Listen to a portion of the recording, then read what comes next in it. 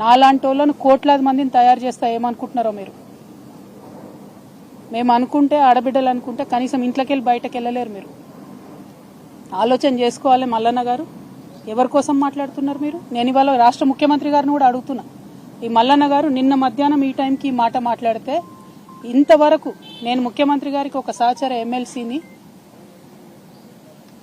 ఇంతవరకు కనీసం ముఖ్యమంత్రి గారు మాట్లాడలే.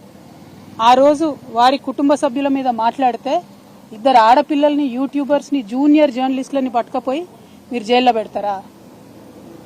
ముఖ్యమంత్రి గారు నేను మిమ్మల్ని డిమాండ్ చేస్తా ఉన్నా, మీరు తక్షణమే మల్లన్న గారిని అరెస్ట్ చేయకపోతే మల్లన్న గారితో ఈ మాటలు మాట్లాడించింది మీరే అని కూడా తెలంగాణ ఆడబిడ్డలు అందరూ అనుకునేటటువంటి పరిస్థితి వస్తుంది.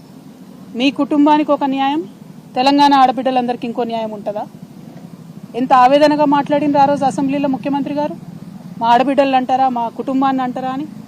ఇవాళ నేను తెలంగాణ ఆడబిడ్డను కాదా? తెలంగాణ ఉద్యమంలో పనిచేయలేదా?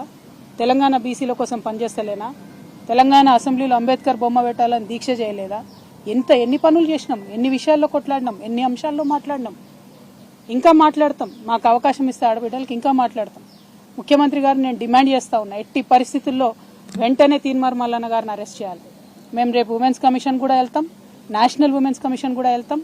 ఇవాళ చైర్మన్ గారికి ఇచ్చిన రిప్రజెంటేషన్లో కూడా నేను అదే చెప్పిన, హౌస్ సెషన్లో లేదు కాబట్టి ప్రివిలేజ్ మోషన్ నేను మూవ్ చేయలేను, కాబట్టి ఎథిక్స్ కమిటీకి మీరు రిఫర్ చేయండి. అట్లానే చైర్మన్ గారికి డిస్క్రిషనరీ పవర్స్ ఉంటాయి, అంటే చాలా అసాధారణమైనటువంటి పవర్స్ ఉంటాయి. ఆ అసాధారణమైనటువంటి పవర్స్ యూజ్ చేసి తీన్మార్ మల్లన్న గారిని వెంటనే ఎమ్మెల్సీ నుండి సస్పెండ్ చేయమని కూడా నేను డిమాండ్ చేస్తా ఉన్నాను. ఎందుకంటే ఒక బాధ్యతాయుతమైనటువంటి పదవిలో ఉన్న వ్యక్తులు నోరు చూసుకొని